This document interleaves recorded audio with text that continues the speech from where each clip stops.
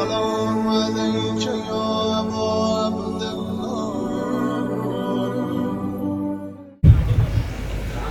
الحمد لله الذي نور قلوب العارفين بنور معرفته وأثبت فؤاد أنبيائه وأوليائه بقصص الأنبياء والمرسلين وأكمل إيمان المسلمين والمؤمنين بولاية علي أمير المؤمنين عليه السلام.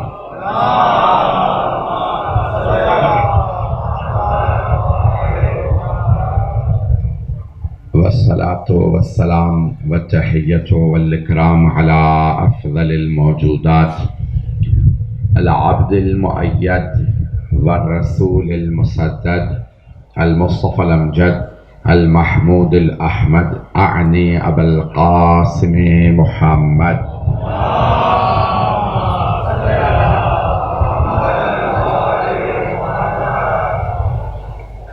وعلى روحه ونفسه وصهره ووصيه سيد الأتقياء والأصفياء مولى الموالي إمام المتقين علي بن أبي طالب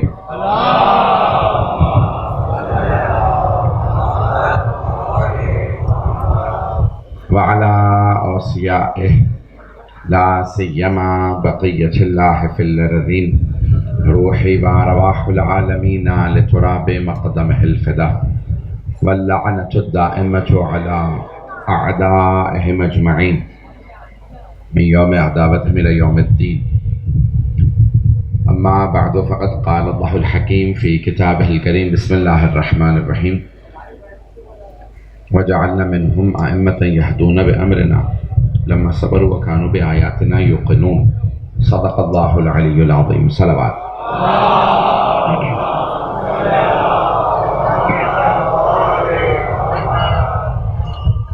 سلسلے کی آخری مجلس ہے، عشرے کی بھی، اس خمسے کی بھی اور ایام عزا کی بھی. 8 ربیع الاول روز شہادت امام حسن عسکری علیہ الصلوۃ والسلام.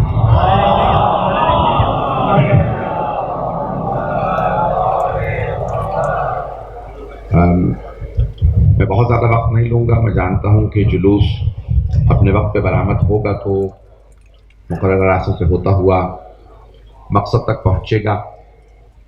میں کل سے اب تک 5 منٹ بھی سو نہیں پایا ہوں، آرام نہیں کر پایا ہوں، تو مسلسل مدارس اور ملاقات مومنین سے پیش کر رہا ہوں آپ کی خدمت میں. میں نے ائمہ علیہ السلام کے کردار کو پیش کرنے کی کوشش کی کہ انہوں نے جو کردار پیش کیا ہے اسی نے دین کو بچایا ہے. ائمہ علیہ السلام ہی کے کردار کی وجہ سے آج دین باقی ہے. اگر کوئی دنیا میں دین پہ عمل کر رہا ہے تو ائمہ علیہ السلام کے صدقے میں عمل کر رہا ہے. اور اگر آج کوئی آدمی نماز پڑھتا ہے تو وہ اہل بیت کا مقروض ہے، کوئی روزہ رکھتا ہے تو اہل بیت کا مقروض ہے، کوئی حج پہ جاتا ہے تو اہل بیت کا مقروض ہے، کوئی خمس و زکوٰۃ ادا کرتا ہے اہل بیت کا مقروض ہے. جب کسی نے سوال کیا کہ بھئی ظاہری لحاظ سے یزید ماد اللہ فتح یاب ہو گیا تھا، امام حسین کربلا میں مارے گئے، تو امام علیہ السلام نے کہا کہ یہ جو تم نے جملہ کہا نا کہ ظاہری لحاظ سے یزید جیت گیا تھا، تو کہا نہیں پھر کون جیتا؟ امام نے کہا پہلے جا کے 2 رکعت نماز مسجد نبوی میں پڑھ کے آ، پھر جواب دیتا ہوں.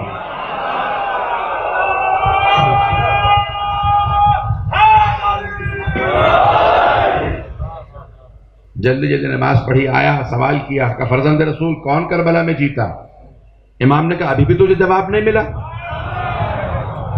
کہا کیا جواب ملنا تھا؟ میں تو فتح کا سوال کر رہا تھا، کربلا میں کون فتح یاب ہوا؟ امام نے کہا جب تو نماز پہ جا رہا تھا تو کسی نے تجھے روکا؟ کہا نہیں کسی نے نہیں روکا. کہا اگر روکا تو یزید جیتا، نہیں روکا تو حسین.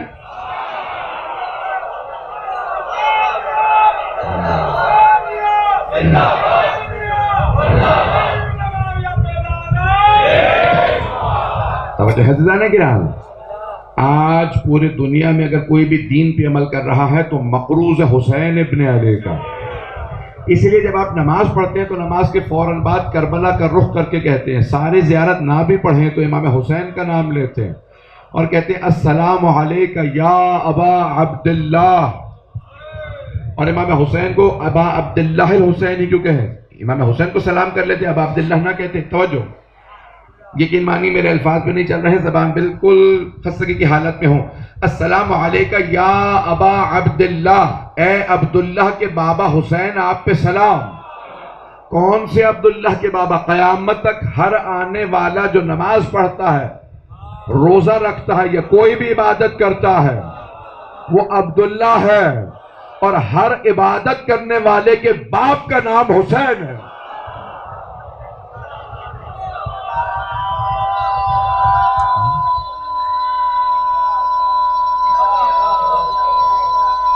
ماشاءاللہ،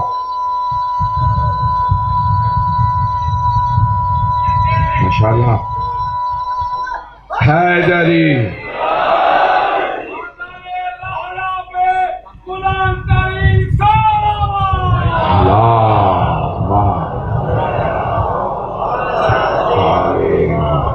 توجہ ہے ذہن گرام، یا آج تمام تر عبادات باقی ہیں تو ائمہ اہل بیت علیہ السلام کا صدقہ ہے۔ میں جانتا ہوں میں زیادہ وقت نہیں لے سکتا، میں نے کل 8ویں امام تک بات کو پہنچایا تھا، جلدی جلدی دو جملے بعد والے ائمہ پہ، خصوصاً 9ویں 10ویں اور 11ویں امام علیہ السلام پہ۔ 12ویں امام علیہ السلام پہ بھی تذکرہ ہوتا ہے، لیکن 9ویں 10ویں امام کا، 11ویں امام کا تذکرہ بہت کم ہوتا ہے۔ عزیزان گرامی، کم سنی میں منصب امامت پہ جو پہلے امام فائز وہ امام محمد تقی علیہ السلام جی۔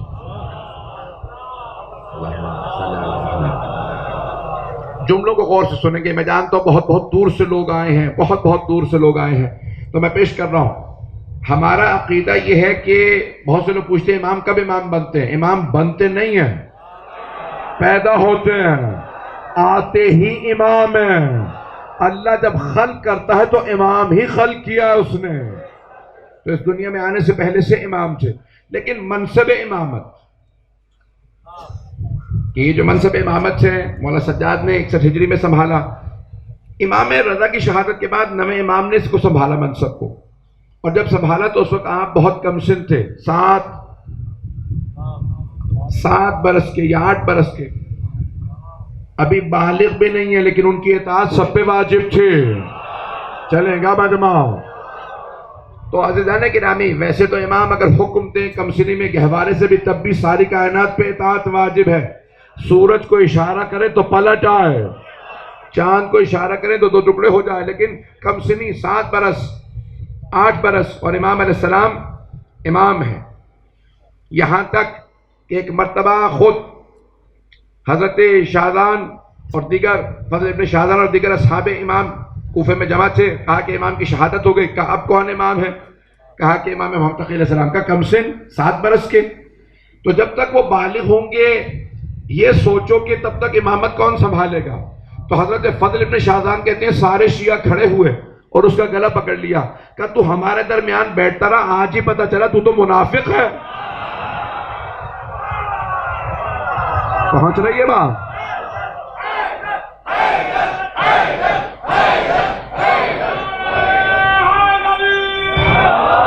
بات پہنچ رہی ہے میرے پاس؟ بھئی میری آواز تنگ تو نہیں کر رہی حضرات؟ کہ تو ہمارے درمیان بیٹھتا رہا، آج پتہ چلا تو منافق ہے۔ تو کہا میں معافی مانگتا ہوں۔ کہا کہ اگر اللہ سبحانہ و تعالی یحییٰ ابن زکریا کو بچپنے میں نبی بنا سکتا ہے تو وہ امام محمد تقی کو بچپنے میں امام کیوں نہیں بنا سکتا؟ بات پہنچ رہی ہے؟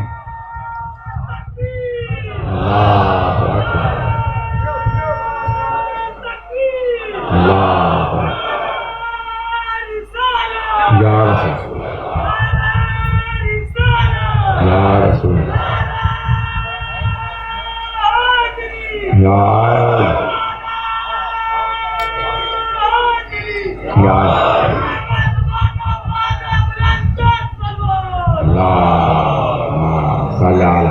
محمد۔ حضرت گرامی سارے مجمع کی توجہ میرے ساتھ رہے، وقت کی قلت کی وجہ سے جلدی جلدی کر رہا ہوں، اللہ نعرے مجھے خود بھی عزیز ہیں، یہ نعرے ہماری پہچان ہے، لیکن جملہ پیش کرنا چاہتا ہوں۔ تو اب 7 برس کا سن ہے 9ویں امام علیہ السلام کا، یہ آخری جو ہمارے ائمہ علیہ السلام ہیں وہ سب کم سنی میں امام بنے۔ تو اب یہاں بہت سے لوگوں کے لیے ایک امتحان تھا، آزمائش تھی، عقیدوں کا امتحان تھا. وَآتَيْنَاهُ حُكْمًا صَبِيًّا. سبی کہتے ہیں سواد بے، یہ سبی کہتے ہیں نابالغ کو. بچے کو سبی کہا جاتا ہے، سبیہ بچی کو کہا جاتا ہے. توجہ. تو اب اللہ کہتا ہے حضرت یحییٰ ابن زکریا کے لیے کہتا ہے وَآتَيْنَاهُ حُكْمًا صَبِيًّا. ہم نے انہیں بچپنے میں حکم نبوت دے دیا تھا. تو اب یہ کم سنی ہے، میں 2 جلدی واقعات پیش کر رہا ہوں، مجمع میرے ساتھ چلے گا. تو امام اپنی والدہ کے ساتھ بغداد میں مقیم تھے، نام امام علیہ السلام. مامون شکار پہ جا رہا تھا. ذہنوں میں واقعہ مجھے سب اشارہ کرنا. جب بادشاہ جاتے ہیں شکار پہ تو وہ اعلان کرواتے ہیں کہ بادشاہ جا رہے ہیں، بہت بڑا لشکر، گھوڑے، اونٹ. جیسے ہی ایک مرتبہ اعلان ہوا بادشاہ سلامت جا رہے ہیں، خلیفۃ المسلمین جا رہے ہیں، سب کے سب بچے سڑکوں سے بھاگنے لگے، سڑکیں خالی کرنے لگے، اور سارے افراد ایک طرف ہو کے کھڑے ہو گئے کہ بادشاہ سلامت گزریں گے، حاکم وقت گزریں گے. ایک مرتبہ مامون نے دیکھا کہ ایک 9 برس کا بچہ سڑک پہ کھڑا ہے، بھاگنے کو تیار نہیں ہے مجمع. بچے کو دیکھ کے اندازہ ہوتا تھا کسی حیدر کرار کی نسل سے ہے.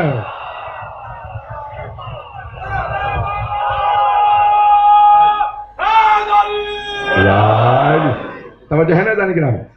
مامون نے ایک مرتبہ اپنے تمام کے تمام سپاہیوں سے کہا روک دو لشکر کو، مجھے بچے سے بات کرنی. اب ایک مرتبہ مامون گھوڑے سے اترا کہ برخوردار جب سب بچے بھاگ گئے تو آپ کیوں نہیں بھاگے؟ امام نے بڑی متانت سے کہا 3 وجوہات کی بنا پہ نہیں بھاگا. مامون اور زیادہ پریشان، ایک بھی نہیں 3 وجوہات ہیں. کہا 3 وجوہات کی بنا پہ میں نہیں بھاگا. کہا اب وہ سننے لگا، سارے اس کے جو وزیر تھے، سارے فوجی حشم سب سننے لگے. کہا کیوں نہیں بھاگے؟ کہا پہلی وجہ یہ کہ میرے یہاں کھڑے ہونے سے تیرا راستہ نہیں روک رہا. دوسری وجہ یہ کہ میں نے کوئی جرم نہیں کیا، جب میں قصوروار نہیں تو بھاگوں کیوں؟ بھاگتے مجرم ہیں، بے گناہ نہیں.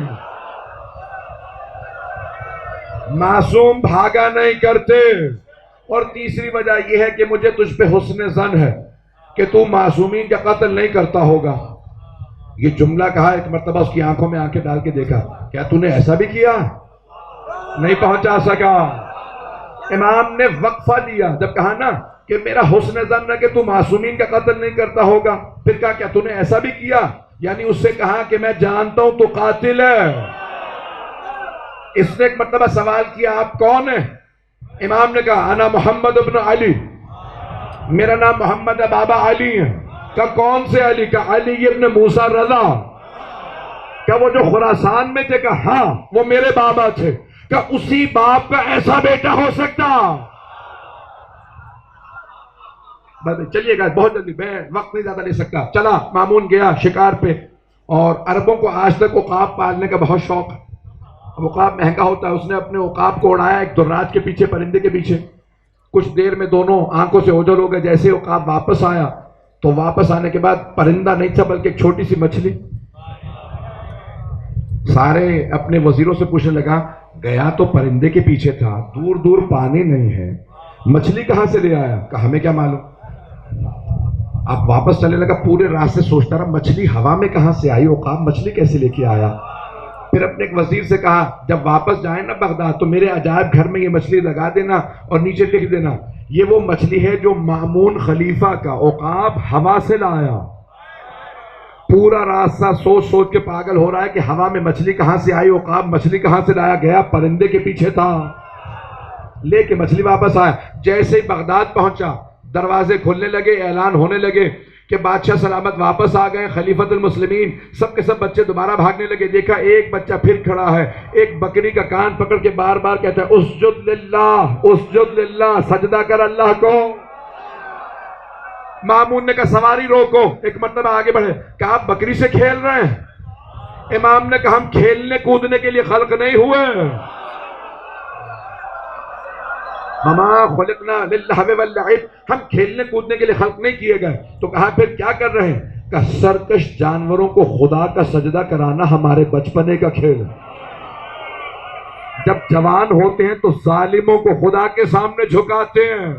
نہیں پہنچا سکا. وہ سمجھ گیا کہ مجھے وارننگ دی ہے اس نے فوراً مچھلی اپنے جیب سے نکال کے چھپائی کا بتائیے. جیسے آج بچوں سے لوگ کھیلتے ہیں کہ میری مٹھی میں بند کیا ہے. تو امام نے کہا بادشاہ شکار پہ جاتے ہیں، عقاب کو پرندوں کے پیچھے اڑاتے ہیں، خدا پانی میں بھنور چلاتا ہے، چھوٹی مچھلیاں طاقت نہ ہوتے ہوئے ہوا میں اڑ جاتی ہیں، عقاب پرندے چھوڑ کے مچھلی لے آتے ہیں، بادشاہ پریشان ہو جاتے ہیں اور ذریت رسول خدا کا امتحان لیتے ہیں.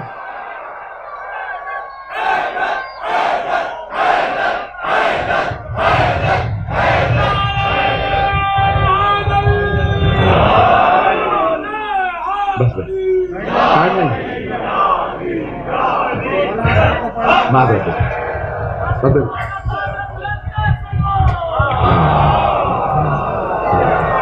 محمد ممنون ہوں، آپ کی محبتوں کا ممنون ہوں. خزانے کرام ایک مرتبہ امام نے اس انداز سے جواب دیا کہ جواب بھی دے دیا، اور ایک مرتبہ اسے پیغام بھی دے دیا کہ میں عام بچہ نہیں ہوں. اس نے فوراً اپنے وزراء سے کہا اس بچے کا گھر معلوم کرو اور میں اپنی بیٹی کی شادی کرنا چاہتا ہوں اس بچے سے. اب سارے کے سارے بنی عباس جمع ہوئے. کہا کہ تیری بیٹی شہزادی ہے، تو حاکم وقت ہے، ایک یتیم بچے سے بیٹی کی شادی کیوں کر رہا ہے؟ کہ یہ عام بچہ نہیں ہے. کہ تو کیسے جانتا ہے یہ عام بچہ نہیں؟ کہ تم بڑے سے بڑا عالم لے آؤ، جس مفتی کو چاہو دعوت دے لو، بچے سے مناظرہ کر لے، تمہیں اندازہ ہو جائے گا بچہ عام بچہ ہے یا خاص. ایک مرتبہ مامون نے امام محمد تقی علیہ السلام کو دربار میں بلوایا. کہا کہ کون سی مسند پہ بیٹھیں گے؟ امام نے کہا ممبر لگوا دو، میں رسول خدا کے ممبر کا وارث ہوں. ممبر لگوایا گیا. جیسے امام ممبر پہ آیا، اب سارا مجمع جو دربار میں تھا کہنے لگا یہ بچہ واقعی عام بچہ نہیں ہے، چہرے پہ جلال ہے، آنکھوں میں نور ہے. بنی عباس کہا جو سب سے قابل عالم ہے نا اسے بلاؤ. کہ کیا نام ہے؟ کہ یحییٰ ابن اکثر. وہ 70 برس سے زیادہ تھا. چلے گا مجمع میرے ساتھ؟ کہ 70 برس سے زیادہ ہے، ہمارا مفتی اعظم ہے، سب سے قابل عالم دین. کہ اسے بلاؤ. وہ آیا. آنے کے بعد دیکھا. کہ کس سے مناظرہ؟ وہ جو بچہ ممبر پہ بیٹھا ہے نا اس سے مناظرہ ہے. کہ وہ معصوم سا بچہ؟ کہ جانتے ہو نا میں سب سے بڑا مفتی ہوں. کہ ہاں. کہ اس بچے سے کیا مناظرہ کروں گا؟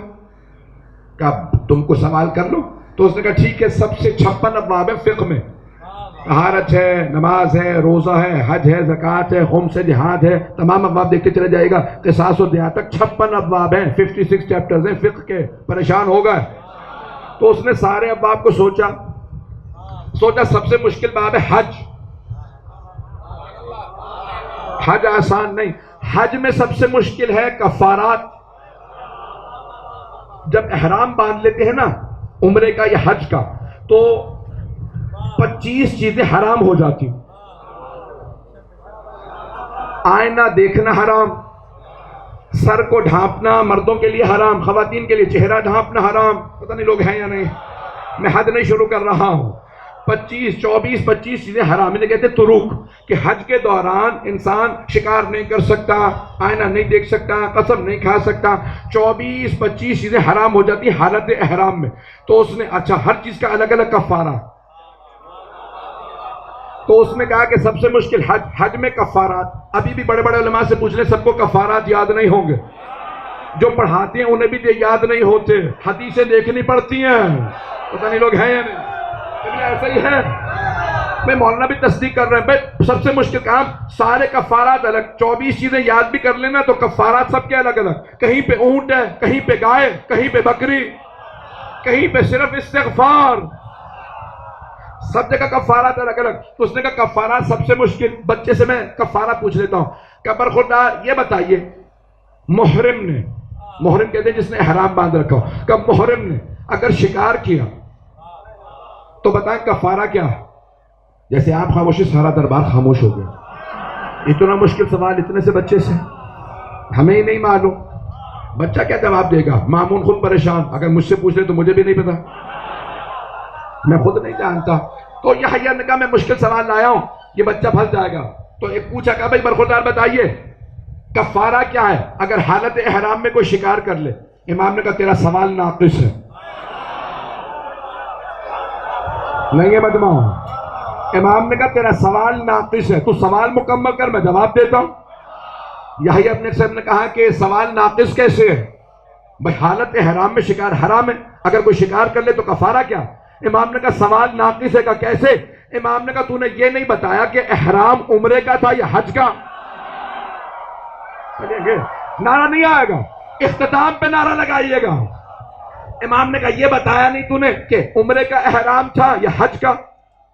اس نے شکار حرم کے اندر کیا تھا یا باہر؟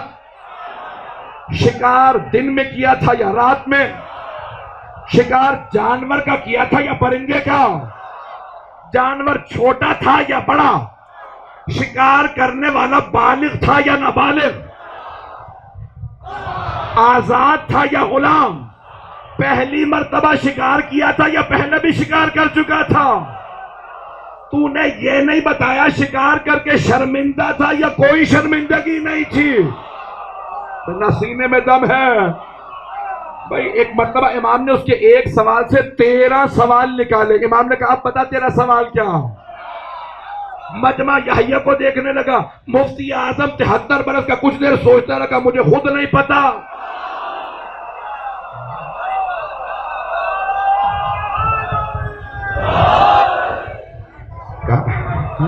کہ مجھے خود نہیں پتا سوال کیا ہے. آپ نے میرے سوال کا وہ حال کیا، کچھ سمجھ نہیں آ رہا.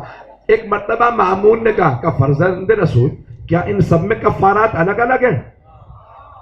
جو کیا سب میں کفارات الگ الگ ہیں؟ امام نے کہا ہاں ہر جگہ کفارہ الگ. کہ بعد میں مجھے بھی سکھا دیجیے گا.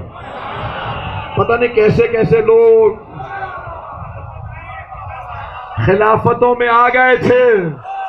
تو جانے کہ رمی کہا کہ نہیں میں بھی نہیں جانتا. یہ آج تمام کے تمام مسلمانوں میں جو کفارات ہیں وہ نویں امام علیہ السلام نے سکھائے ہیں.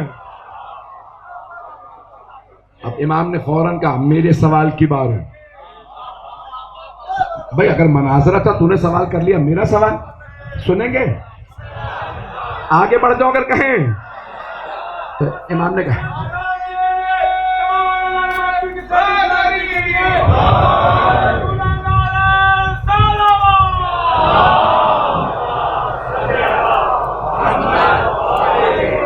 وقت تمام ہو چکا ہے، میں جلدی جلدی بات والے ائمہ کو بھی پیش کر دوں. چلوں گی آگے. تو اب بہرحال امام نے بھی سوال کیا. تو امام نے کبھی مناظرہ تھا نا، تو پہلا سوال تم نے کیا، ایک سوال میرا بھی. کچھ دیر سوچتا رہا، کہا اگر جواب آیا تو دوں گا، نہیں تو پھر آپ ہی سے سیکھوں گا. تو ایک مرتبہ امام نے کہا نہیں میں بہت سادہ سا بچہ ہوں، بچپنے کا سوال کروں گا. اس نے کہا میں نے دیکھ لیا آپ کتنے بچے ہیں. تو امام نے کہا نہیں بہت سادہ سا سوال کروں گا. یہ بتا ایک آدمی نے تہجد کے وقت ایک خاتون پہ نظر ڈالی تو حرام تھی، فجر پہ حلال، طلوع آفتاب پہ حلال. توجہ، طلوع آفتاب پہ حرام، دن نکلنے پہ پھر حرام، ظہر پہ پھر دوبارہ حرام، عصر پہ پھر حلال، مغرب پہ پھر حرام، عشاء پہ پھر حلال، رات ہوئی پھر حرام ہو گئی، اور آدھی رات پہ پھر حلال. کہنا میں کسی ایسی خاتون کو جانتا ہوں نہ مرد کو. امام نے کہا اگر تم میں سے کوئی بھی مسئلہ جانتا ہے تو جواب دے. سارے مجمع نے کہا ہم میں سے کوئی نہیں جانتا. امام نے کہا جب تہجد پہ دیکھا تو دوسرے کی کنیز تھی، حرام تھی. فجر پہ کنیز کو خریدا، حلال ہو گئی. طلوع آفتاب پہ آزاد کیا، دوبارہ حرام. اس سے عقد کر لیا، حلال. اس نے طلاق دی، طلاق رجعی تھی، حرام ہو گئی. رجعی طلاق تھی، رجوع کیا، حلال ہو گئی. نہیں ہے مجمع. مغرب پہ ایک مرتبہ اس نے زہار کیا جو حرام ہے، دوبارہ حرام ہو گئی. دوبارہ اس نے کفارہ دیا، حلال ہو گئے. امام بیان کرتے رہے، سارا مجمع کہتے رہا اللہ اکبر. سارے مجمع نے کہا ہم گواہی دیتے ہیں روئے زمین پہ اگر کوئی حجت خدا ہے تو یہی بچہ.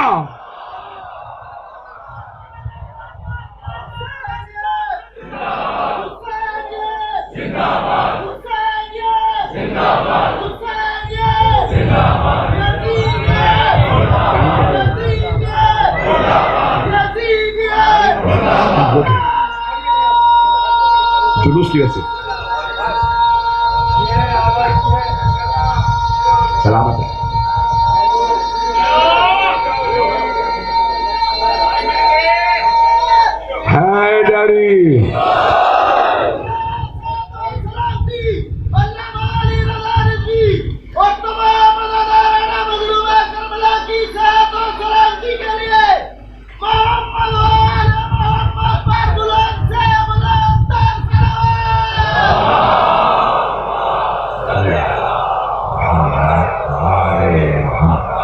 توجہ ہے ذہن گرام.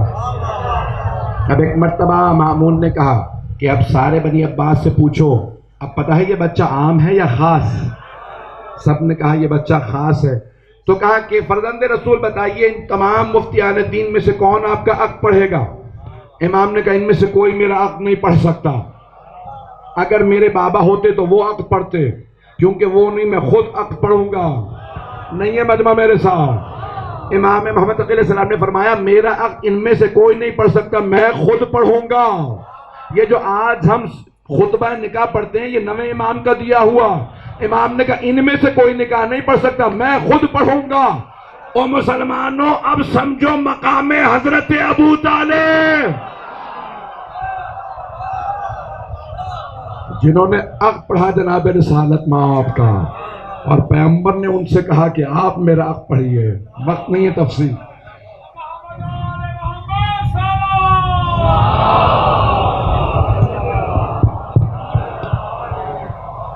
وعجل فرق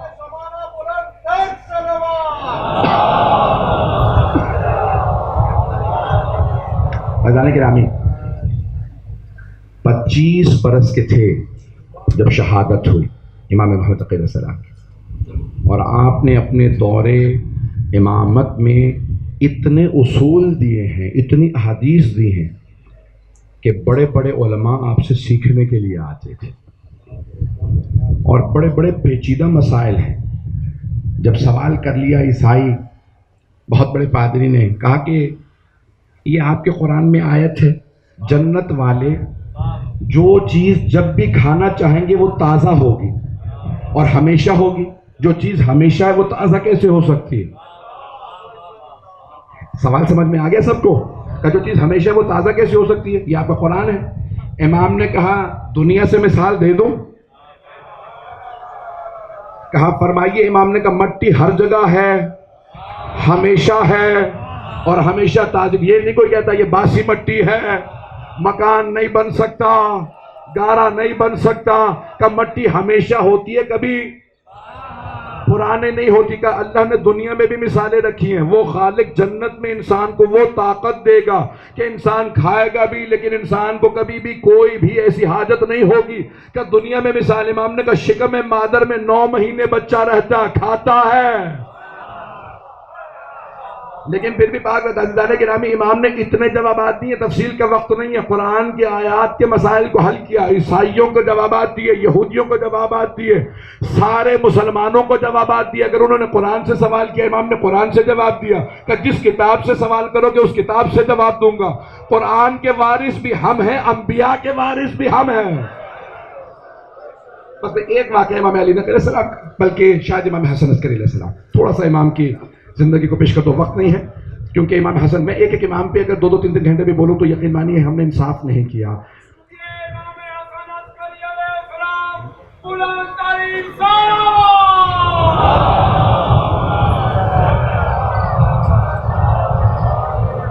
یہ 11ویں امام علیہ السلام میں صرف 28 برس کے تھے جب شہادت ہوئی، لیکن ان کی زندگی سن لیجیے کہ 11ویں امام علیہ السلام کا جو دور ہے 3 عباسی خلفاء کا دور دیکھا ہے امام نے.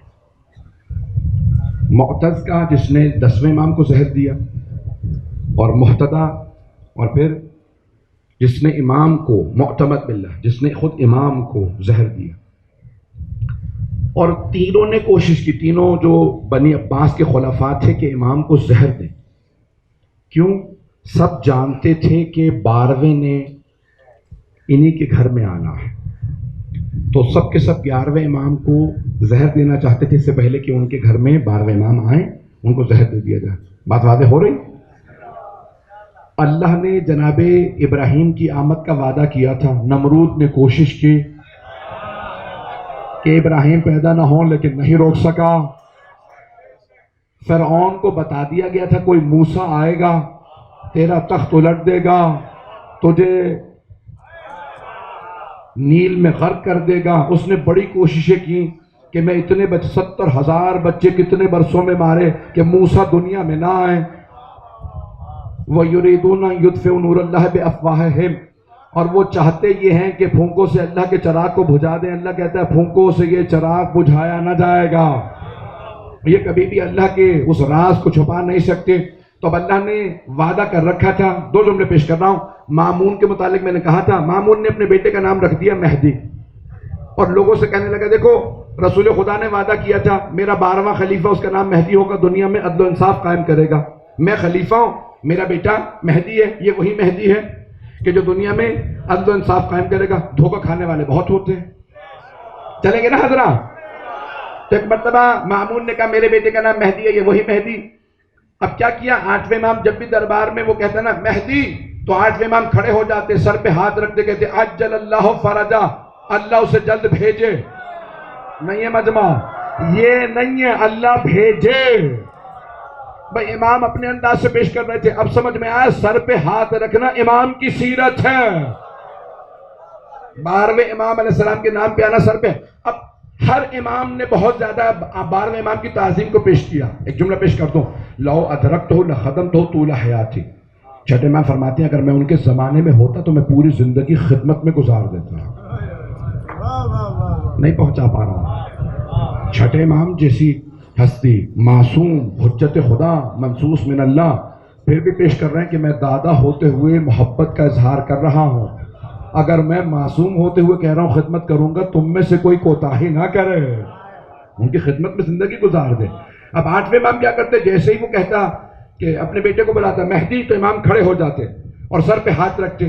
لوگ کہتے مولا وہ آپ کی نسل میں آئیں گے، آپ کے پوتے ہیں، پوتے کے بھی بیٹے ہیں، آپ تعظیم میں کھڑے کیوں ہوتے ہیں؟ مولانا نے کہا یہی تو سمجھانا چاہ رہا ہوں. میں اپنے الفاظ میں ترجمہ کر کے پیش کروں گا کہ جس مہدی کو یہ مانتا ہے مامون، کبھی وہ محلے سے پٹ کے آتا، کبھی ماں سے مار کھاتا، کبھی باپ کی گالیاں کھاتا، کبھی بڑے بھائی سے کشتی میں ہارتا.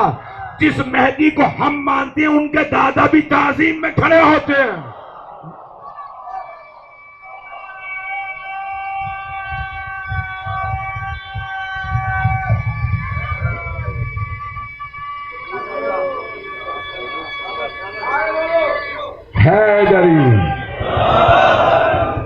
عزیزان گرامی، ائمہ علیہ السلام نے 12ویں امام کا مسلسل تعارف کروایا. ہر امام نے ان کے لیے تعظیم کے لیے حکم دیا. یہاں تک کہ نام آئے تو کہا کہ کھڑے ہو جاؤ. اس لیے ہم نام نہیں لیتے، القاب سے پکارتے ہیں. 12ویں امام کے القاب سے پکارا جاتا ہے. چلیے گا میرے ساتھ؟ تو کہا ان کو ان کے القاب سے پکارو. جیسے امام مہدی کو امام منتظر کہو، نام مت لو. اس لیے ہم نام نہیں لیتے تعظیماً. اب 11ویں امام علیہ السلام نے کیا کیا کہ امام نے تعارف بھی کروانا ہے لوگوں سے کہ تمہارے 12ویں یہ ہے، اور ان کی حفاظت بھی کرنی ہے. یہاں میں نے اس دن کچھ واقعات پیش کر دیے تھے ظاہراً باب یہ جو ابو تراب میں اس لیے تفصیل میں نہیں جاؤں گا، بہت سا مجمع میرا ساتھ ساتھ چل رہا. تو عزیزان گرامی صرف ایک جملہ پیش کرنا چاہتا ہوں. اب 11ویں امام علیہ السلام نے لوگوں میں تعارف شروع کروایا، اور بڑی مظلومیت تھی کہ دکھا نہیں سکتے یہ 12ویں امام ہیں. تقیہ کا دور ہے، بنی عباس دشمن خون کے پیاسے ہیں. اور بہت سے لوگ کہتے ہیں نہیں بچوں کو نہیں. فرعون نے کتنے بچوں کو مار دیا، نمرود نے کتنے بچوں کو مارا. اور آج دیکھ لیجیے کتنے حکومتیں جب جاتی ہیں، یہ ظالم فوجیں جاتی ہیں، کتنے بچوں کو مار دیتی ہیں. یہ جو بمبارڈمنٹ کرتے ہیں اس میں بچے مر جاتے ہیں. تو یہ کہنے کی باتیں ہیں کہ نہیں بچوں کو نہیں. کتنے واقعات موجود ہیں. تو بنی عباس جاسوس بٹھا رکھے تھے انہوں نے امام کے گھر پہ، اور کہتے تھے کہ اگر کبھی بھی کسی بچے کی آواز آئے تو ہمیں فوراً مخبری کر دینا. اور گھر کے اندر خواتین کو بھیجتے کہ دیکھو امام کی کسی زوجہ کے پاس بچہ موجود نہ ہو. تو اب 12ویں امام علیہ السلام کو حفاظت کے لیے 11ویں امام ہمیشہ کہتے ہیں آپ اس حجرے میں رہیے، اور سب کو گھر میں خبر کر رکھی ہے کہ ان کی حفاظت ہم پہ لازم ہے، اللہ نے ان کو خاص مقام دیا ہے. میں دلیل پیش کر رہا ہوں کہ غیبت یعنی کیا؟ آیا امام نظر نہیں آتے یا پہچانے نہیں جاتے؟ سوال واضح ہوا؟ یعنی یہاں اگر ہو تو ہمیں نظر نہیں آئیں گے، یا گزرے تو پہچانے نہیں جائیں گے. شیخ صدوق کا رحمت اللہ علیہ ان کا نظریہ یہ تھا کہ نہیں امام نظر نہیں آتے، نظر نہیں آتے. شیخ مفید کا نظریہ تھا نہیں نظر آتے ہیں پہچانے نہیں جاتے. جیسے جناب یوسف بھائی دیکھتے تھے پہچانتے نہیں تھے. نہیں ہے مجمع. جب گئے نا وہ عزیز مصر بن چکے تھے, غیبت ہے حضرت یوسف کی بھی, تو لاوی نے باہر نکلنے کے بعد کہا یہ عزیز مصر مجھے یوسف جیسا لگتا ہے. تو سارے بھائیوں نے کہا تجھے ہر خوبصورت آدمی یوسف ہی لگتا, جسے ہم نے کنویں میں ڈال دیا تھا وہ عزیز مصر بن گیا ہوگا. کہ نہیں پتہ نہیں, دل کہتا کہ یہی یوسف ہے, پتہ نہیں لوگ ہیں یا نہیں ہیں. کنویں میں ڈالا بھائیوں نے, اللہ نے عزیز مصر بنا دیا.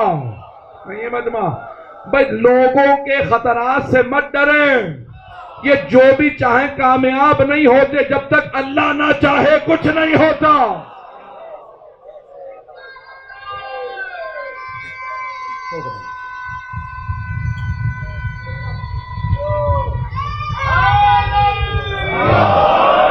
بس میں جانتا ہوں لوگ بہت زحمت سے کھڑے دور دور سے آئے ہیں, ابھی جلوس بھی تو لانی ہے. جو جانے کے میں پیش کر رہا ہوں آپ کی خدمت میں کہ 11ویں امام علیہ السلام نے 12ویں امام کا تعارف کروایا. بس ایک واقعے کی طرف اور 2 جملے مولا کے فضائل کے, کہ کچھ شیعہ گئے خدمت میں امام کی 11ویں امام کی اور کہا ہم کچھ خمس لے کے آئے. ان میں سے ایک بار بار ذہن میں ایک سوال لے کے آیا تھا, اگر یہ 11ویں ہیں تو پھر 12ویں کا یہی پتہ دیں گے, میں انہی کو 11واں مانتا ہوں. تو اب ذہن میں بار بار سوال آ رہا. تو ایک مرتبہ وہ سب کہتے ہیں کہ جب ہم پہنچے تو 11ویں امام نے کہا آج تمہارے خمس کا حساب میں نہیں کروں گا. وہ جو سامنے بچہ نماز پڑھ رہا ہے نا وہ خمس کا حساب کریں گے. اب وہ سب کہتے ہیں کہ ہم نے دیکھا واقعاً ایک 4 یا 5 برس کا بہت ہی پرنور بچہ, بالکل صحیح نماز. ہم سب جا کے قریب بیٹھے, امام نے مسکرا کے دیکھا, کچھ کو کہا قم سے آئے ہو نا, نہیں ہے مجمع, چلیے گا. شہروں کے نام لے لے کے کہا 12ویں امام علیہ السلام نے. اب فوراً تو نہیں انہوں نے پہچانا کہ یہی 12ویں امام. امام نے شہروں کے نام لے کہا اس علاقے سے آئے ہو, کہا تو یہ تمہارا شہر ہے نا. بستی میں وہ بھی تھا, پھر پوچھا وہ میرا شیعہ, اس نے یہ پیغام دیا تھا, کہا ہاں. کہ اس نے اتنا خمس بھیجا, کہا ہاں. کہ جب واپس جانا نا تو فلاں بستی کے اندر ایک بیوہ ہے میری طرف سے, اسے پیسے دے دینا. امام نے سب کچھ حساب کتاب کیا, پھر کہا یہ پیسے مجھے قبول نہیں. کہا مولا یہ آپ کے شیعہ نے بھیجے ہیں. کہا نہیں, اس نے دوسرے شیعہ کا حق مارا تھا, جب تک اس سے معافی نہیں مانگے گا میں قبول نہیں کروں گا. چلیے گا. اب ایک مرتبہ کہا کہ مولا اس میں اشرفیاں ہیں سونے کے سکے. مولا نے کہا اتنے سکے ہیں. کہا نہیں اتنے نہیں اتنے. مولا نے کہا جتنے میں بتا رہا ہوں اتنے ہیں. 135 سکے ہیں. اس نے گھبراہٹ میں گننا شروع کیا, گنے نہیں گئے. امام نے کہا آرام سے گن لے, جتنے میں نے کہے اتنے ہی سکے ہیں. جب گنے تو اتنے ہی سکے تھے جتنے امام نے کہے تھے. امام نے کہا جب واپس جانا میرے غریب شیعوں میں بانٹ دینا.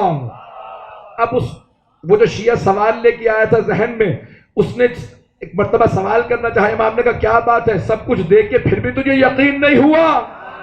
اپنے امام کو دیکھتا ہے پھر بھی سوال کرنا چاہتا ہے. سوال نہ کر, علامتیں دیکھ. علامتوں سے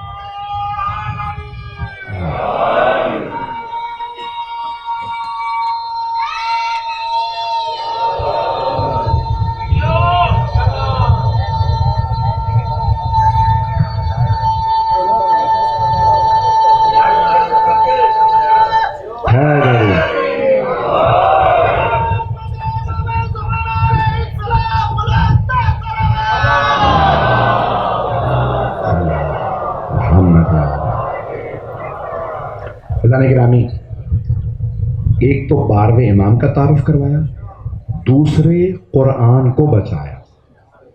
اس زمانے میں ایک بہت بڑا فلسفی تھا, نام اسحاق کندی تھا.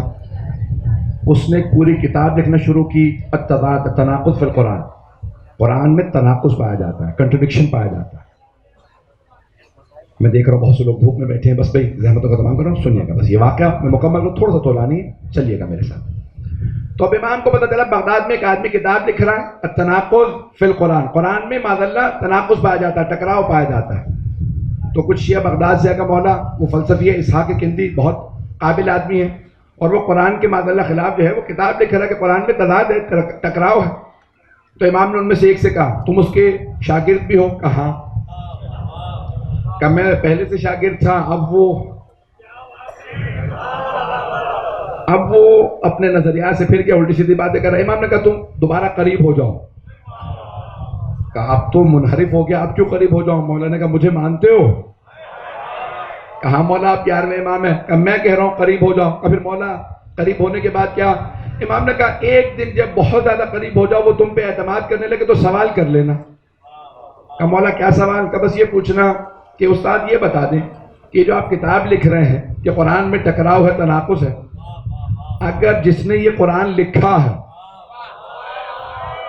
جس کا یہ کلام ہے, وہ خود آ کے کہے کہ بھئی میرا یہ مفہوم نہیں تھا جو تو سمجھا ہے, میں نے تو یوں کہا ہے, تو نے کچھ اور سمجھا, کیا یہ ممکن ہے؟ کہا مولا پھر کیا ہوگا؟ مولا نے کہا تم نہیں سمجھ سکتے, وہ سمجھ جائے گا. پتہ نہیں لوگ ہیں یا نہیں. کہا وہ سمجھ جائے گا. کہا ٹھیک ہے. اس بیچارے شاگرد کو بس جتنا سمجھ آ سکتا تھا وہ چلا گیا. اب ہر روز گھر میں جانے لگا, کام کرنے لگا, استاد کتاب لا دوں, کھانا لا دوں, یہ لا دوں, وہ لا دوں. اب بہت زیادہ قریب ہو گیا. ایک دن کہنے لگا استاد ایک سوال میرے ذہن میں آیا تھا, کیا آپ نے قرآن کی آیات کا وہی مفہوم سمجھا جو اللہ سمجھانا چاہتا؟ اسحاق کندی نے سوال سنا, کچھ دیر سوچتا رہا, پھر شاگرد کو دیکھا, کہ تجھے سوال کس نے بتایا؟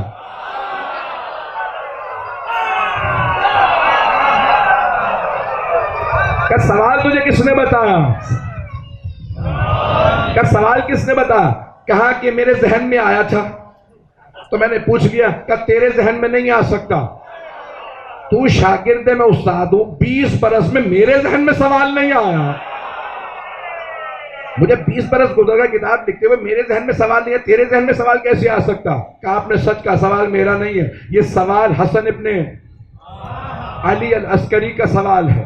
تو 11ویں امام کا سوال ہے. ایک مرتبہ اس نے کہا ہاں بس وہی ایسا سوال کر سکتے تھے.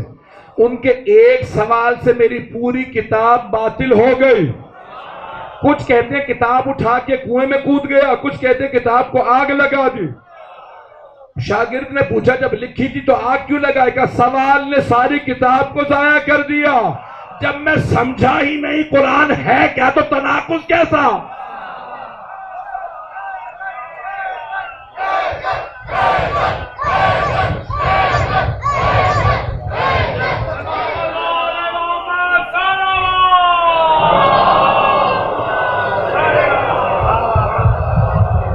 گرامی 2 دن سے جاگ رہا ہوں, یقین مانیے آج بالکل طاقت نہیں پڑھنے کی.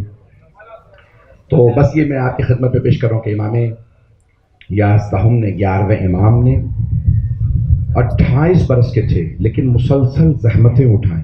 نام امام کا حسن ہے لیکن لقب ہے عسکری. عسکر فوج کو کہا جاتا. فوج والے کیوں کہا گیا عسکری لقب؟ کچھ کہتے ہیں کہ بھئی چھاونی تھی, فوجی چھاونی تھی سامرہ میں, بنی عباس کی, اس لیے عسکری کہا گیا. ہمارے علماء کہتے ہیں نہیں. میں پیش کروں, اسی لقب کو پیش کر کے تمام کر دوں گا.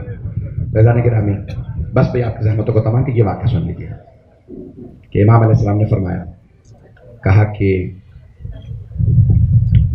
جب متوکل عباسی, سب سے ظالم عباسی خلیفہ گزرا جس نے کوشش کی کہ آثار اہل بیت کو مٹا دے, کربلا کو مٹا دینا چاہتا تھا لیکن مٹ گئے. مٹانے والے کربلا کل بھی تھی, آج بھی ہے اور ہمیشہ رہے گی. تو متوکل نے ایک مرتبہ دونوں اماموں کو, امام دہم اور یازدہم, 10ویں اور 11ویں امام کو ساتھ لے کے چلا تاکہ دونوں پہ اپنی فوج کا رعب بٹھا سکے. اس کی فوج بہت بڑی تھی اور اس میں افریقہ کے لوگ بھی تھے, ترک بھی تھے, عرب بھی تھے, ایرانی بھی. اور اگر آپ سمرہ جب انشاءاللہ زیارت کے لیے جائیں گے تو آپ دیکھیں گے پہاڑ ہے وہاں. کہا کہ اس پوری پہاڑی پہ چڑھ جاؤ, ہاتھوں میں اسلحے لے لو, نیزے, گرز, اور جب میں اشارہ کروں تو شور مچانے لگنا اور زور زور سے لوہے کو پتھروں پہ مارو گے, آواز بلند ہوگی. تو ایک مرتبہ امام سے کہنے لگا کہ آئیے میں آپ کو سیر کرا دوں. 10ویں اور 11ویں امام سے اپنے حکومت کی, اپنے کیپٹل کی سیر کراتا ہوا لے کے آیا. فوج کو اشارہ کیا, ساری کی ساری فوج نے ہاتھوں میں نیزے تھے, گرز سے زمین پہ مارنا شروع کیے. اور خلیفہ متوکل سے کہا کہ جو آپ حکم دیں, جس کو کہیں ہم اس کو مار دیں. تو ایک مرتبہ متوکل نے امام کو دیکھا, کہا یہ ہے میری فوج. کس سے کہا؟ 10ویں امام علیہ السلام سے. 10ویں امام نے 11ویں امام جو اس وقت بہت کم سن تھے, بچپنا تھا, کہا کہ بیٹا ذرا اپنی فوج بھی دکھا دو. میں یہ مجمع ہوں. اس نے اپنی فوج کو پہاڑ پہ چڑھا رکھا تھا، بہت بڑی فوج، ہاتھوں میں اسلحہ. تو ایک مرتبہ 10ویں امام نے کہا بیٹا اپنی فوج دکھا دو. 11ویں امام نے ہاتھ سے اشارہ کیا، بادل چھٹنے لگے، زمین سے لے کے آسمان تک بڑے بڑے فرشتے نظر آنے لگے. اتنے بڑے بڑے فرشتے کہ پوری زمین کو ایک پر میں اٹھا کے لے جائیں. سب کے ہاتھوں میں گرسے جس میں سے آگ نکل رہی تھی کہ فرزند رسول جس کو کہیں اٹھا کے لے جائیں. متوکل نے سب فرشتوں کو دیکھا، زمین پہ بے ہوش ہو کے گر گیا. ایک مرتبہ 10ویں امام نے کہا چہرے پہ پانی ڈالو تاکہ ہوش میں آئے. جب ہوش میں آیا تو خود ہی کہنے لگا فرزند رسول اپنی فوج سے کہیں دوبارہ نہ آئے، میرے تو بڑے بھی کہہ گئے آپ نہ ہوتے تو ہم ہلاک ہو جاتے.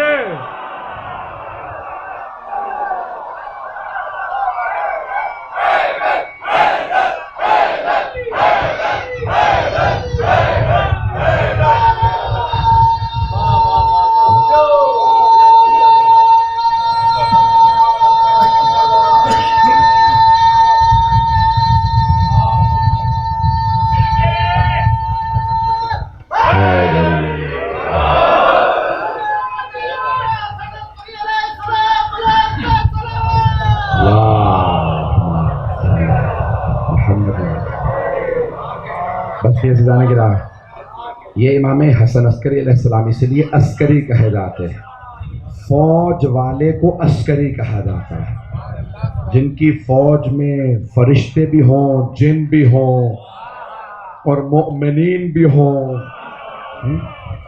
وہ یہاں تک ملتا خود میدان کربلا میں جب جناب سید الشہداء نے فرمایا تھا نا، استغاثہ بلند کیا تھا، حل من ناصر ینصرنا،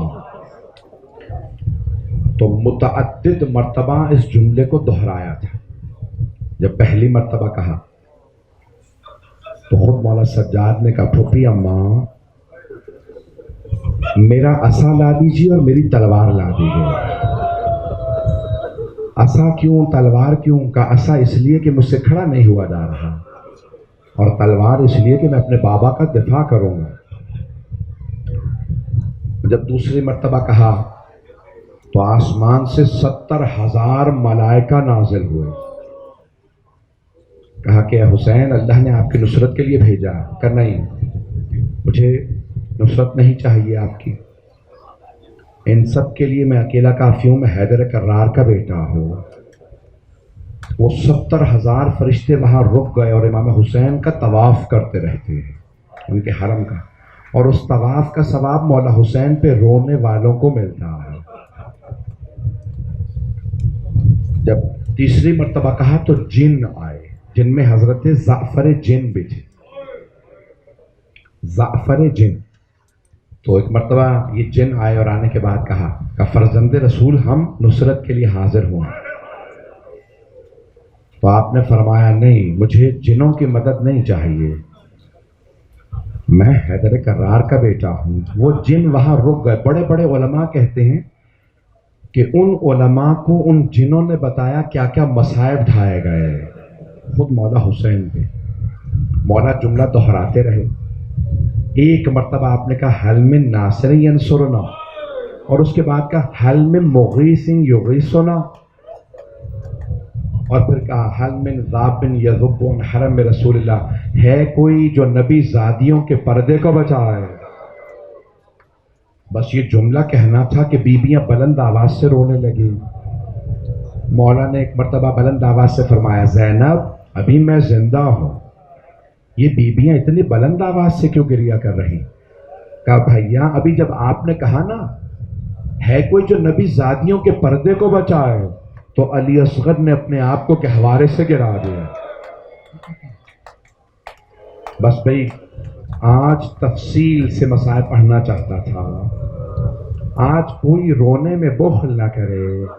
ایام عزا کا آخری دن ہے، نہ جانے ہم میں کون اگلے برس ہو کون نہ ہو. آئیں ذرا مل کے ہاتھوں کو بلند کر کے ایک دعا کریں، پروردگارا ہمیں اگلے برس پھر یہ غم نصیب فرما.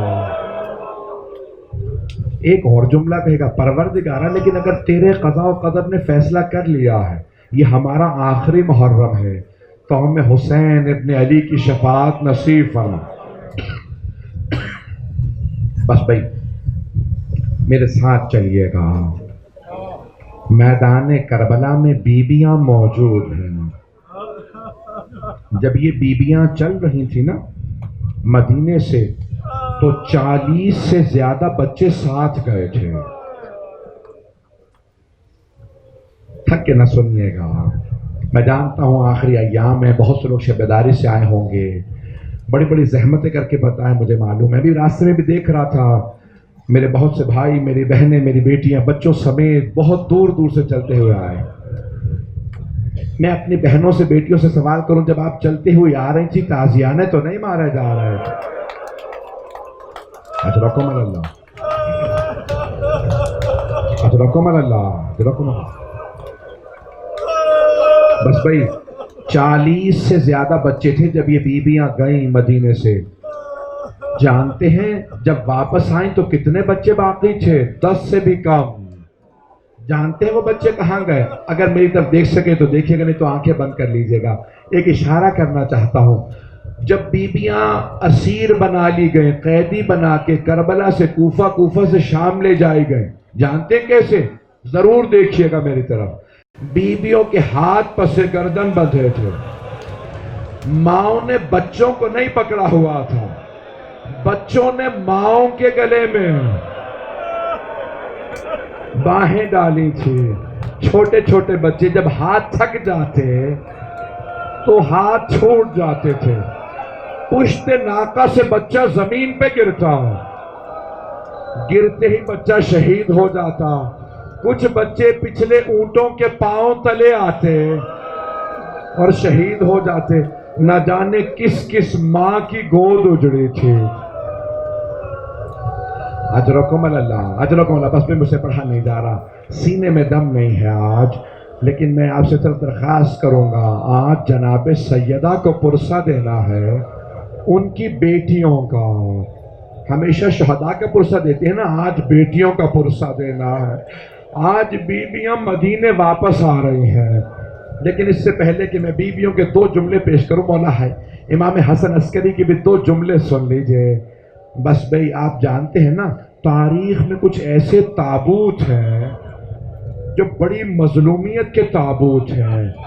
ایک تو مدینے میں رات کی تاریکی میں تابوت اٹھایا گیا، جس میں مشکل کشا تابوت کو لے کے جا رہے ہیں۔ بس میں دیکھ رہا ہوں عماریاں برآمد ہونے والی ہیں، باہر یہاں سے مجھے ممبر سے نظر آ رہی ہے، باہر عماریاں ہیں، میرے ساتھ رہیے گا۔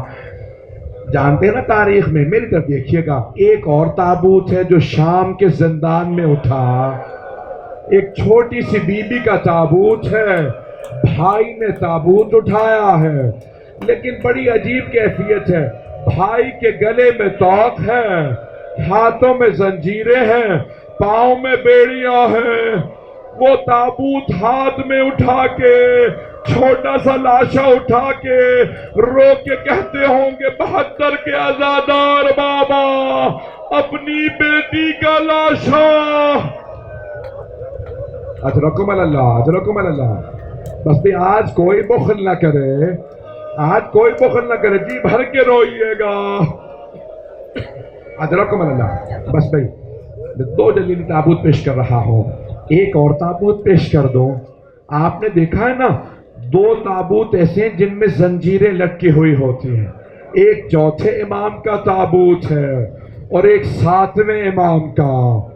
جب 7ویں امام کا تابوت اٹھا نا، اس میں زنجیریں لٹکی ہوئی تھی، تو اصل تابوت کی بات کر رہا ہوں، تو شیعوں نے سوال کیا بنی عباس کے ان 4 مزدوروں سے، جب قیدی مر جاتے ہیں نا زنجیریں کاٹ دی جاتی ہیں، کیا بات ہے تم نے ہمارے مولا کی زنجیروں کو کیوں نہیں کاٹا؟ جواب سنیں گے مزدوروں کا، کہ تمہارے امام کی زنجیریں گوشت میں چلی گئے تھے، انہیں کاٹا نہیں جا سکتا تھا۔ اجرکم اللہ۔ وہ تابوت پلے بغداد میں دھوپ پہ رکھ دیا گیا۔ بس بھئی آپ جانتے ہیں نا کہ جب زہر دے دیا جاتا ہے تو وہ زہر جب جگر پہ اثر کرتا ہے نا تو کمزوری سی آنے لگتی ہے۔ ہمارے اکثر ائمہ کو زہر دیا گیا. صرف جملے کہہ رہا ہوں، مجھے معاف کر دیجئے گا. جب امام حسن عسکری علیہ السلام کو زہر دیا نا معتمد باللہ ملعون نے، تو امام حسن عسکری علیہ السلام نے کہا ذرا جاؤ جا کے اس بچے کو بلا لاؤ. کہا مولا کون سی حجرے میں؟ کہا سامنے حجرہ ہے، میرے بیٹے کو بلا لاؤ. ہر باپ کو حسرت ہوتی ہے جب میرا دم نکلے میرا سر میرے بیٹے کے زانوں پہ ہو. کہ جاؤ جا کے میرے بیٹے کو بلا لاؤ. 12ویں امام کو بلایا. 12ویں امام نے اپنے بابا کا سر اٹھا کے زانوں پہ رکھا. کہا بیٹا اب آپ تنہا رہ جائیں گے، آپ یتیمی دیکھیں گے. 11ویں امام نے 12ویں امام کو کچھ وصیت کی. ایک جملہ کہا کہ بیٹا خود مجھے غسل و کفن دیجئے گا، خود میرا جنازہ پڑھائیے گا.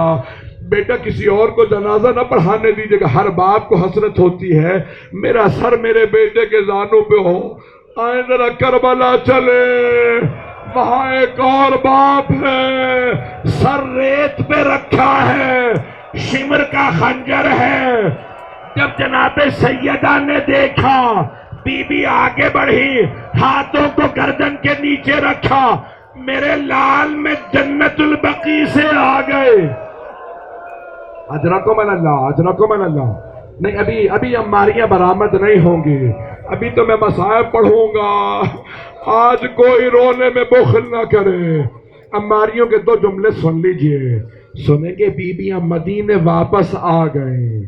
مولا سجاد نے کہا بشیر جاؤ جا کے مدینے میں اعلان کر دو حسین مارے گئے. یہ جملے میں نے اس دن پیش کیے تھے. بشیر نے اعلان کر دیا. کسی نے جا کے حضرت محمد حنفیہ سے کہا، مولا علی کے بیٹے سے کہا آپ کے بھائی کا قافلہ واپس آ گیا ہے. یہ نہیں بتایا حسین مارے گئے، بس اتنا کہا قافلہ واپس آ گیا.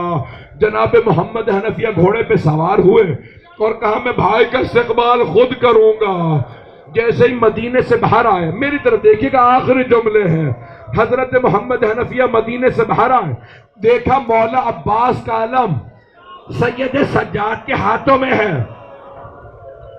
ایک مرتبہ دیکھا ساری بیویاں کالے برقعوں میں، مولا سجاد کے سر پہ کالا عجیب امامہ. فوراً سوال کیا این اخی الحسین، میرا بھیا حسین کہاں ہے؟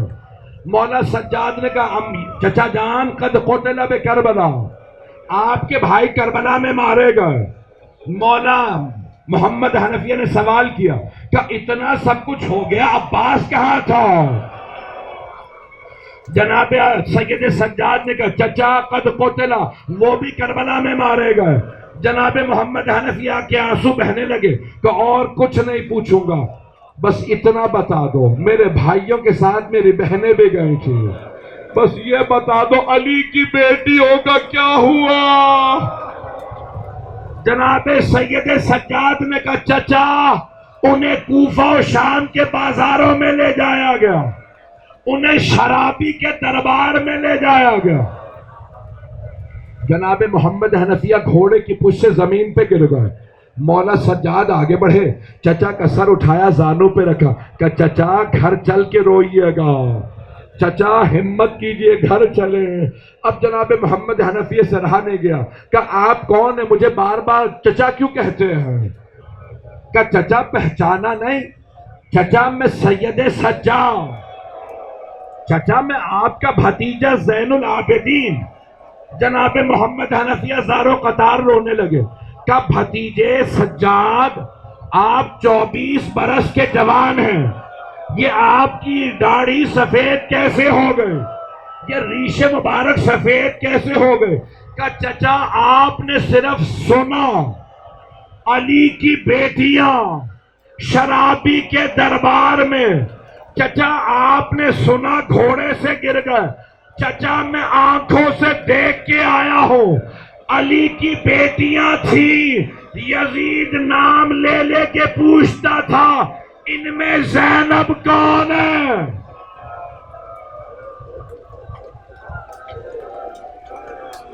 اجرکم اللہ، اجرکم اللہ. بس میں باہر زیارت برآمد ہو گئی. یہ 2 جملے آخری جملے. اب آپ رو رو کے تھک گئے ہوں گے، 2.25 مہینے گریہ کیا ہے. جب انسان مسلسل روتا ہے نا، آنسو خشک ہو جاتے ہیں، کمر ٹوٹنے لگتی ہے، سینے میں درد ہونے لگتا ہے۔ یہ مسلسل رونا بڑا مشکل کام ہے۔